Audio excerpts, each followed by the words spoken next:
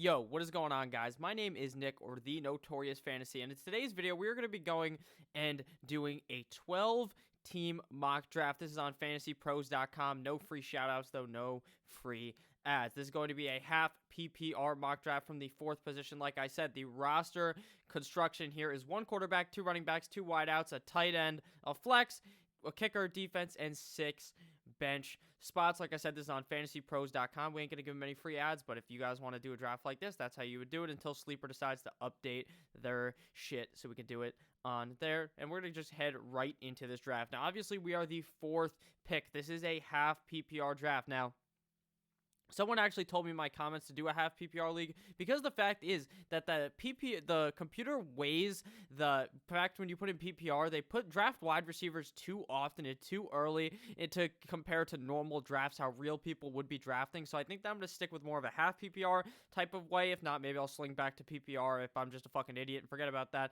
But that is okay. So the first pick of the draft was Run CMC. Christian McCaffrey came off the board, followed by Saquon Barkley, and then Michael Thomas. So now it is our pick at the 4 slot, and to me, this is a very simple pick. Now, my number 1 overall running back went Christian McCaffrey. Number 2, Saquon Barkley went, then Michael Thomas. So we're going to swing a running back, and there's a couple of running backs available right now, obviously, since only 2 went: Ezekiel Elliott, Dalvin Cook, Alvin Kamara, Aaron Jones, Derrick Henry, Joe Mixon, Nick Chubb, Leonard Fournette, to name a few. But at the 4 spot here, I think I am locked and loaded to pick Ezekiel Elliott here. Now, Ezekiel Elliott last year had quite the season. I'm going to pull up his stats right here, because this is one of the nice things about this website. No free ads. It does show you the stats from the season. Now, in 2019, he played 16 whole games with 301 attempts for 1,300 yards, 54 receptions, 420 receiving yards, and 14 total touchdowns. So a great season from Ezekiel Elliott. I think he gets even better. This line is amazing for the Cowboys. He is a very safe pick. He's been a guy that's been getting the ball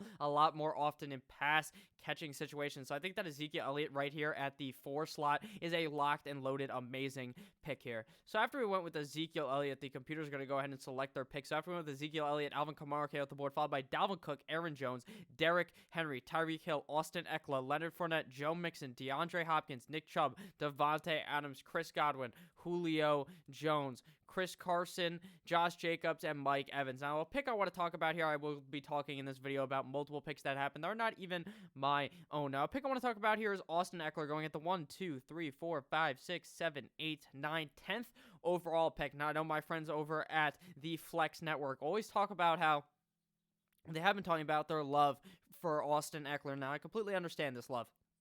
Austin Eckler was really good last season. Now they are losing Phillip Rivers. They will not have Phillip Rivers next year. They let him walk. He'll be on some other team. So how does that affect Austin Eckler? And what happens with Melvin Gordon? I think if they just get rid of Melvin Gordon, they just used Austin Eckler will be an amazing back. I don't think he will go in the first in very many drafts. Typically, I think he would go right where I am picking right now, and I would happily snag Austin Eckler there. But in the first round, I'm not sure I would definitely stamp my first overall pick on Austin Eckler. Another guy I want to talk about here is Nick Chubb. Now, Nick Chubb fell all the way to the 2nd round. That is a certified steal at that spot. Nick Chubb is going to ball yet again this season. He balled out last season with a terrible coach in Freddie Kitchens. This year, he gets likely an upgrade. Can't be much worse than fucking Freddie Kitchens or Hugh Jackson. So I think that Nick Chubb is going to ball out of control this year. I like him in that round. Now, 1, 2, 3, 4, 5, 6, 7 total wide receivers have been taken, and the rest have been running backs. Yet still no quarterback has been selected or no tight end. So that is definitely something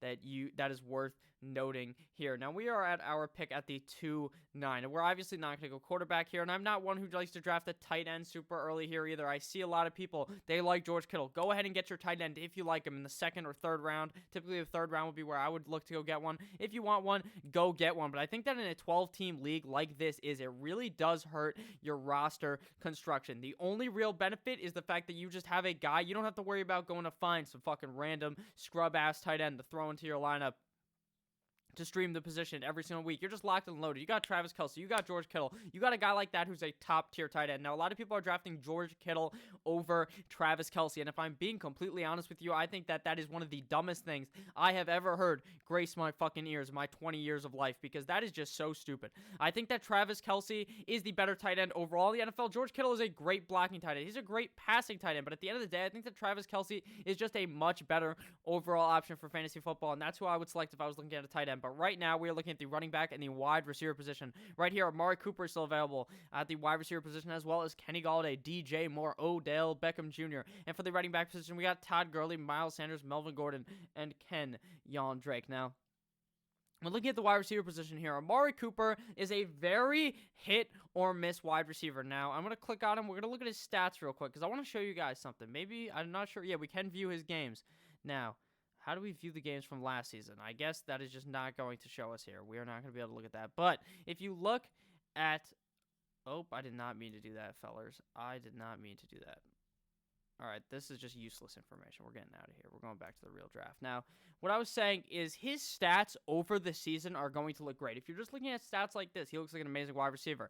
16 games, 79 receptions on 119 targets, over 1,000 yards, and 8 touchdowns. Sure, that is great stats, but every game he's up, he's down, he's in, he's out. Some games he's on fire. Other games he shits the bed. So I do not really want that for my wide receiver 1 on the team. If I was going to draft a wide receiver here, I'd more likely go with a guy like Kenny Golladay, a guy who is hitting every single game. Even with David Blau being the fucking quarterback. I think that if Matt Stafford can stay healthy, Kenny Golladay will be a certified beast. Same thing with DJ Moore, a great option here. At the running back position, Todd Gurley is a guy that I'm really not looking for at this pick. In the 3rd round, I may look at him. A lot of people are saying that Todd Gurley may get shipped off to Miami. Now, I'm a Miami Dolphins fan. If you guys are new to the channel, please click that subscribe button. If you've been here for a while, you probably know that. Now, Todd Gurley is a great running back in the NFL, but he does deal with those knee issues. He deals with those knee issues, which causes him to be on the bench more than often, so that does worry me, especially in the Dynasty League. This is a regular league. You're just playing this for 1 fucking year. If you want to take and you want to try to roll the dice with Todd Gurley, you can go ahead and do it, but I'm going to go with the safer option in my main man, Kenny Golladay here of the Detroit Lions. So after I went ahead and selected Kenny Golladay, Amari Cooper came off the board, followed by... let's see. After we went Kenny Golladay, Amari Cooper, George Kittle, Lamar Jackson, Miles Sanders, Todd Gurley, Travis Kelce. So the first quarterback came off the board, as well as 2 tight ends, the big 2 tight ends, and the number one quarterback. See how I did the number 1 quarterback? Because I don't personally believe he is the number 1 guy now. I don't think he's, like, certifiably so much more ahead of Pat Mahomes, but in your guys' drafts, you are going to notice that when you're drafting in August, you're drafting in July, whenever the fuck you draft, maybe even in September, you're going to see a lot of people taking Lamar Jackson very, very, very high, and I am just not all up on that. I would rather take Pat Mahomes maybe a round or 2 later and just eating with those fucking points he's going to be scoring. He was hurt for multiple games this year and still played like a beast. You saw how he played in the playoffs. You saw how he played in the Super Bowl. Pat Mahomes is a certified beast. I still think I might have Lamar Jackson ranked as my number 1 guy, but Pat Mahomes is very, very close to me. Now, looking at the running back position here, we got guys like Melvin Gordon, Kenyon Drake, and Mark Ingram. Now, right here, I would probably just go with the running back position because the running backs go early and fast in these drafts. You got to make sure you can get your RB1 and RB2 in the first 3 or 4 rounds. Right here, we are going to be selecting my main man, Kenyon Drake. Now, I know there is going to be some type of debate maybe in this comment section. Go ahead right now, pause the video, leave down a comment about Kenyon Drake, what you think about him. Maybe you don't like him. Maybe you think, oh, Nick, you should have went Melvin Gordon or Mark Ingram, you goddamn fucking idiot.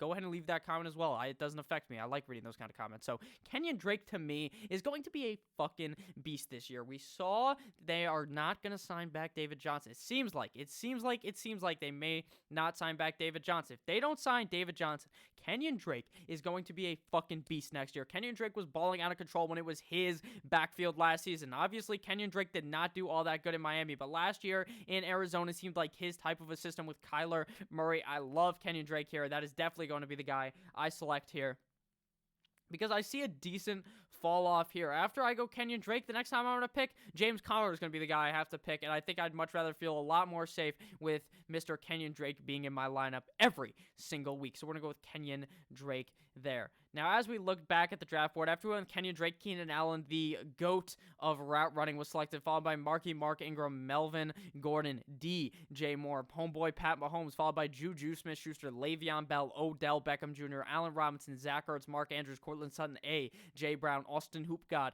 Cooper Kupp, and A.J. Green. Now, A.J. Green is a guy that is getting so overdrafted here that it makes just about zero fucking sense, if I'm being completely honest with you guys. Why in the titty fuck would you draft AJ Green in the fucking 4th round? It makes no sense. It just makes no sense. This is something the fantasy pros need to get out of here. No one wants AJ Green in the 4th round. I don't care if he plays 16 games. He will not. That motherfucker gets injured lacing his cleats. That motherfucker gets injured taking a shower. He ends up drowning himself in the shower or some shit because he is just that injury prone. I do not understand taking AJ Green here. Now, there's other guys that have fallen. Guys that you see typically go in the 1st round last year, 2nd round last year. A guy like Juju. A guy like Odell Beckham. A guy who may still be on the board here. I don't remember if I said his name yet. Le'Veon Bell, 1st round talent now, falling to the 3rd and 4th round. What do you guys think about them? Personally, I think Le'Veon Bell will be fine. I think Juju will be fine. I think Odell will be fine. But I do see how a lot of people won't be on the Odell train. I'm still not really on that Odell train. Now, right now, we are in the 4th round. Our roster construction so far, we have Ezekiel Elliott, Kenyon Drake, and Kenny Galladay. So right here, we're either going to go running back or wide receiver. We're not going to go tight end or quarterback. We wait a bit on that, unless there's a guy that is really calling my name right now. But I do not believe there will be. Am I fucking dumb? Did I miss the tight ends? I may have. No, the tight ends are all the way. They're over here. Okay, so no, they're not. Tight ends right here. So we're missed out on Kittle, Kelsey, Andrews, Ertz, Hooper. So we're just going to fucking wait. We'll just wait another round or two and see what comes back our way. So either here we go running back or wide receiver now. We're at the 4-9 right now. It is likely that when it comes back to us, we could still get a solid running back here. So I think I'm just going to go ahead and select the guy I really like at this pick, and that is just Devontae Parker. Now, I know it's likely that is going to be Ryan Fitzmagic next year, and I know Fitzmagic is a bit iffy. Typically, he goes 1 year on the team, balls the fuck out. The next year, he's just so-so. So I think we will see some regression from him, but Devontae Parker proved that you can throw the ball to him, and he will moss you. He will make you look like a baby back bitch. So I'm going to go with Devontae Parker here. I really believe in the talent here. I think he is better than Stephon Diggs, at least to me. Tyler Lockett is a very safe pick here, but I think I'm just going to go with Devontae Parker. So after we went with my man DP, after we went with Devontae Parker, Stephon Diggs came off the board, followed by Tyler Lockett, Julian Edelman, DJ Moore, Devin Singletary, and Marlon Mack. So I was correct. My thinking was that a running back was going to come back to me that I like. Now, right here, you can obviously go ahead and get your flex, go with Robert Woods, a guy like Calvin Ridley, DJ Chark. But what I found is it's so much easier during the season to find a wide receiver off the waiver wire that you could pick up and play. There's guys that get hurt all the time. There's random guys that just appear to be the wide receiver. Like a guy like DJ Chark, you find him off the waiver wire. He's fucking amazing. DK Metcalf's a guy you could have found off the waiver wire. Debo Samuel, Michael Gallup, guys like that. And there will be guys like that every single year. It's just not last year. Every single year shit like that happens. So I'm going to go ahead and select a running back here that is injury prone. Now, the top 2 guys here listed are very injury prone. Kenyon Drake and James Conner. These guys are made of glass. These guys get hurt every single year, it seems like. But I'm going to go with James Conner here, guys. I am one of the biggest Kerryon Johnson fans. At the end of the day, I love the guy. I think that if he stays healthy and he gets the touches, he'll be amazing. But I think that James Conner is going to be getting slightly less touches. That's why he's fallen back. People realize his injury proneness. And I think if he gets less touches, he's going to be getting more pass catching work. And he's going to be getting just overall being better because he's not going to have as much opportunity to get hurt. So I like James Conner here. Definitely a solid flex option late in the draft on a team like the Pittsburgh Steelers that if Big Ben can stay healthy could be a very, very good team for the future. So I'm going to go with James Conner here. After we selected James Conner, we got a nice and decent long time before our next pick. Obviously, if this was a real draft, but it's just going to come right back to us because it is a fucking draft where you're drafting against the computer. So after we went with James Conner, Kerryon came off the board, followed by Adam Thielen, Robert Woods, Darren Waller, Raheem Mostert, Calvin Ridley, Terry McLaurin, Deshaun Watson, Phillip Lindsay, Russell Wilson, Dak Prescott, David Montgomery, Kareem Hunt, Jarvis Landry, Josh Allen, and Kyler Murray. So currently 1, 2, 3, 4, 5, 6, 7. 1, 2, 3, 4, 5, 6, 7 quarterbacks have came off the board here. Now, we're not going to be looking quarterback or tight end just yet. We're going to go look at the tight ends, actually. See if there's anyone I still like. I do kind of like Emmett Ingram, but he's been dealing with injuries, so I think I'd rather just wait and pick up one of those guys later in the draft. At the quarterback position, there are still guys that I do like. Famous Jameis Winston may be able to survive until the 7th round. If not, I'm going to go ahead and hop on a guy later in the draft that I will end up enjoying. Now, right here at the wide receiver position, we still have guys like DJ Chark, DK Metcalf, John Brown, Michael Gallup. See, these guys I really do like, but there are some running backs where it is going to severely fall off to me. If I don't take one of these guys here I think I'm going to be pissed off if I take a guy like DJ Chark, who's how much better is he than a guy like Tyler Boyd?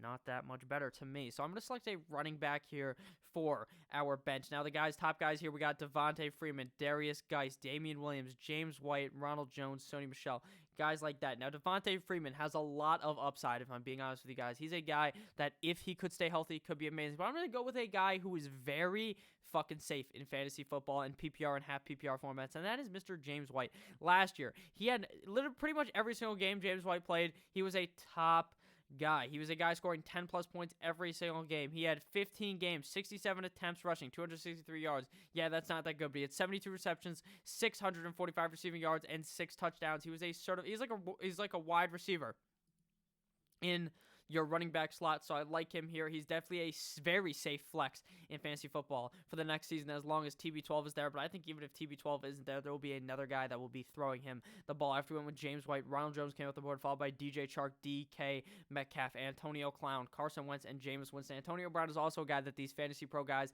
need to get the fuck out of here. Antonio Brown, will he play next season? I am very iffy on that. I would personally not touch him with a pull anywhere near the 6th, 7th round. I think if you take him, you got to take him like the 15th fucking round, the last pick of the draft. Now, after that went Carson Wentz and Jameis Winston. This fucking guy, Drakes and Ladders. Funny name, sure. Terrible pick.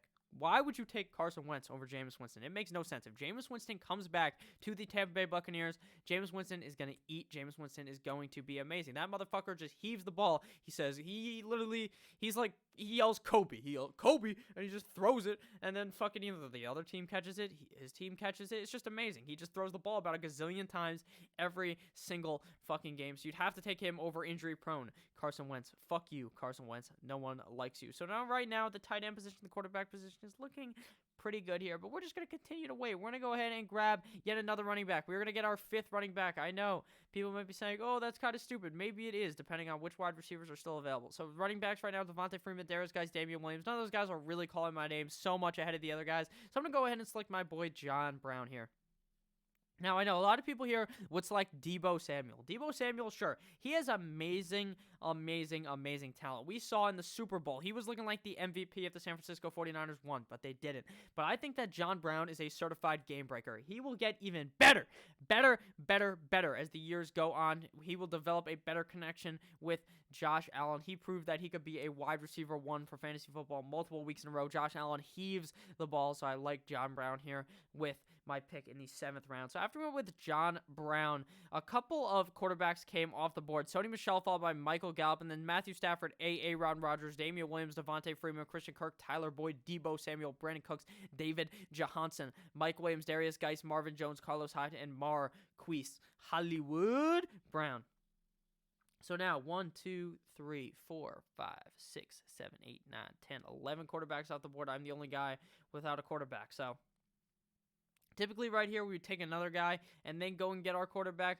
But right now, I think this is just unreal value right here on Drew Brees. Now, Drew Brees, will he come back and play on the New Orleans Saints is a question. Now, obviously, you watch this video in fucking July. I don't know what you're doing. He's probably already signed with them or a different team. If he is on the New Orleans Saints in the 8th fucking round, if you do not take Drew Brees here, you are pants on the head fucking stupid, okay? This is the best selection you can make here. Drew Brees is going to be a guy that you love to have in your lineup in fantasy football week in and week out. So I'd go with Drew Brees here. So after we selected Mr. Drew, I did not mean to click on that. After we selected Drew Brees, Tariq Cohen came off the board, followed by Sterling Shepard, Darius Slayton, Robbie Anderson, Alshon Jeffrey, Latavius Murray. Now, the 8th round is a bit early for what I typically do at the quarterback position, but I'm drafting against these bots. These guys draft backup quarterbacks. When you're in a 12-team league, guys, you need to understand that you do not need to draft a backup quarterback. A backup quarterback is for when you're in a 14-team league and you can't fucking pick up some guy off the waiver wire. In a 14-team league, if everyone has 2 quarterbacks, that's 28 taken total. If only half the guys have it, then 14, 15, 16, 17, 18, 19, 20, 21 quarterbacks are taken. I'm sorry, I can't do mental math like that. I'm a mental midget. But at the end of the day, that is just, you're going to have to in a 14-team league. In a 12-team league, maybe you think about drafting a backup, but if you're in a 10-team league or an 8-team league, don't even think twice about doing that. So as we look down here, Emmanuel Sanders, Will Fuller, Anthony Miller, Curtis Samuel, Preston Williams, Deontay Johnson, Jameson Crowder. At the running back position, we got Royce Freeman, Tevin Coleman, Duke Johnson, Jamal Williams, Alexander Madison, Matt Breida. Guys like that are still available. So We are in the 9th round. I have 1, 2, 3, 4 running backs and 1, 2, 3 receivers. So we're going to go ahead and balance it out and select a wide receiver here. What you want to do by the end of your draft, is have more running backs than wide receivers. That's what you're always going to want to do. It is a better rule of thumb that a random running back that you draft on your bench has the chance to become a god, to become a fucking legend. Someone goes down. You might be drafting week 3 of preseason. Someone may just get like a snap and they break their leg. Preseason week 4, and then you have their backup. So I would select typically a lot of wide receiver tickets later, but I think I'm going to go with my boy Will Fuller here. Now, Will Fuller is injury prone. Is as injury prone as they get. I understand that. When you're selecting this pick, you have to understand that this guy may only play 5 games, but when he is on the field, he is a game fucking breaker, like in street football. He is a god when he is on the field, so I would pick him here and just hope to the fantasy football lords up there that Will Fuller plays a couple of games. That's who I'm going to select here. After we went with Will Fuller, Preston Williams, god damn it, I didn't think someone would pick fucking Preston Williams. Preston Williams came off the board, followed by Emmanuel Sanders, Jamison Crowder, Rolls-Royce, Freeman, Rashad Perryman, Jamal Williams, Anthony Miller, Evan Ingram, Tevin Coleman, Lamar Miller, Curtis Samuel, Hunter Henry, Deontay Johnson, Duke Johnson, Matt Breida, and O.J. Howard. So a lot of people have selected their tight end. I should have probably selected a tight end there knowing what happened now, but you don't always know what is going to happen. So a guy like Jared Cook is still available, Tyler Higbee, Noah Fant, so I'm not really too worried at the tight end position. I'd be happy with any of these guys. The difference between them is very minuscule. When you're in this type of league, guys, 12-team league, 10-team league, do not draft a backup tight end either. You don't need a backup tight end. You don't need a backup quarterback. You're going to have so much more depth than everyone else when you decide to do something like that. So here we're going to go and select a backup here, a backup running back, but a backup running back that I think may have some promise this year. Now, his name is Mr. Justice Hill. Now, last year, a lot of people were on the Justice Hill train. A lot of people would tell you, just like me, I was on the Justice Hill train. I was like, damn, Justice Hill might get some snaps. All right? Now, I'm not sure what the fuck is going to happen this year. Will Mark Ingram be great again? Will they try to give the ball more to Justice Hill? I'm not sure. But if Justice Hill gets the opportunity, I've seen him play. I've seen him work. I like him here at this pick as a guy that I think could be a certified beast later in the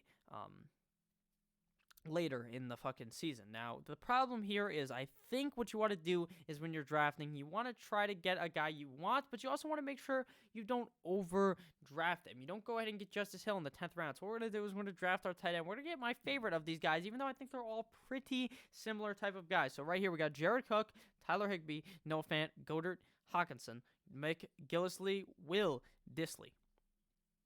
Right here, I think we're going to go with my boy Tyler Higbee. Now, if they bring back all these tight ends, I think they're going to get rid of some of the receivers there. Maybe Brandon Cooks goes bye-bye.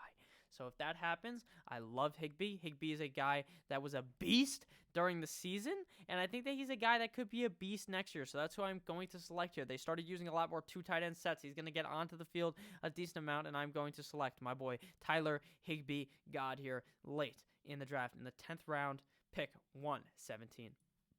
Now, after we did that, we're going to hope our boy is still here. Now, let's look at the board. We selected Mr. Tyler Higbee. Coming off the board after that was Alexander Madison, Jordan Howard, Jared Cook, AP, Golden Tate, Deshaun Jackson. Now, I've actually had a bit of an epiphany. Bought that shit at Tiffany's. We should get Tony Pollard here. Now, I understand Zeke, not really the injury-prone kind of guy. He does dabble with doing things off the field that may get him suspended. Now, that's nothing against Zeke. Zeke, you want to come on here? You want to talk to me? I love you, Zeke. You're fucking amazing. You're a great football player. But he does have some problems staying on the field from these off-the-field problems. So we're going to go ahead and draft his backup, Tony Pollard. Tony Pollard is a guy who was balling last season when he got the opportunity to get the ball. 15 games, 86 touches, nearly 500 yards, 3 touchdowns, 15 receptions. He's a guy that if Mr. Zeke went down, you would want on your team. And he's a guy that I'm going to let ride the pine all season long. And then I got my handcuff. Handcuffs are key in fantasy football. After we told Tony Pollard, Rashad Penny came off the board, followed by Cole Beasley, D.D. Westbrook, Justice Hill, Naheem Hines, Pittsburgh Steelers defense, Sammy Watkins, Darrell Henderson, Noah Fant, Matt Ryan, Boston Scott, Jalen Samuels, Cam Newton, Ryan Tannehill, Dallas Goedert, David Njoku. Like I said, guys, are going to be drafting backup quarterbacks, backup tight end. Some fucking idiot in the 11th round selected the Pittsburgh Steelers defense. Do not pick a defense before the last couple of picks If you want to go ahead and get them, not your last 2 picks, you go one before that. Go ahead, tickle your fancy, but don't be the fucking idiot who selects a kicker or a defense that high. It is dumb. You will see it every year. Last year, you saw guys drafting the Chicago Bears defense. How did you feel if you drafted the Chicago Bears defense? If any of you guys drafted the Chicago Bears defense, let me know down below in the comments. Do you feel dumb? Because you should. That was a dumb move, and I would feel fucking stupid if I did that. So right now, we have 1, 2, 3, 4, 5 running backs. We got 1, 2, 3, 4 wide receivers. We're going to go ahead and select another running back. Try to punch a ticket late with a guy that has some definite potential for next year. Now, if we look down here, there are some guys that have the potential to be great next year. There are guys on teams that would potentially not be the best. But I'm going to go ahead and select a guy that I actually really like back here, and that is Malcolm Brown. Now, I know all the hype last year was on that other running back, Darrell Henderson, and we saw that it was actually getting a bit of dosage of Malcolm Brown. Now, if they ship off Todd Gurley and you can get a guy like Malcolm Brown or Darrell Henderson this late in the draft, go ahead and do it. I think that the running game for the Rams will be just as good, whether it was Todd Gurley, surely he's a great back when he's healthy. Todd Gurley, surely, haha, that was fucking funny, but I would go with Malcolm Brown here, and that is who we are going to select. After we went with Malcolm Brown, Jared Goff came off the board, followed by Big Ben Roethlisberger, Chase Edmonds, Chris Thompson, Justin Jackson, Benny Snell Jr. We're going to punch the ticket. We have 1, 2, 3, 4, 5, 6 running backs, so we could either go with 7 running backs or we go with 3.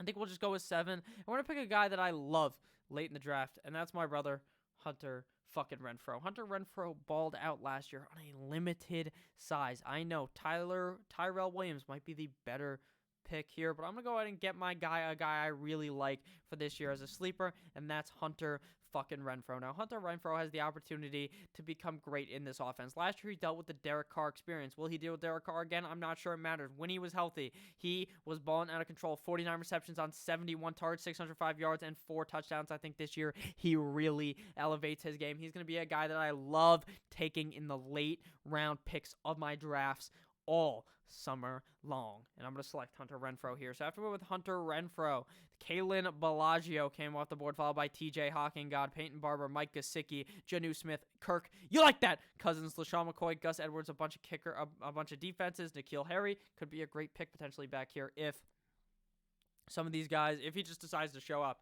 And Tom Brady is still there. So we're going to go ahead and select our kicker first. Harrison Butker-God, great kicker. After we went with him, a bunch of kickers and defenses went. And the way you're going to pick a defense. So now, guys, right now, I have no clue. Their schedules aren't even out, so there's no way to even figure out who the fuck you would pick. But the way you would pick is you'd go on Google. You type in NFL schedule week 1. And you look for a defense that's playing a shitty offense week 1, okay?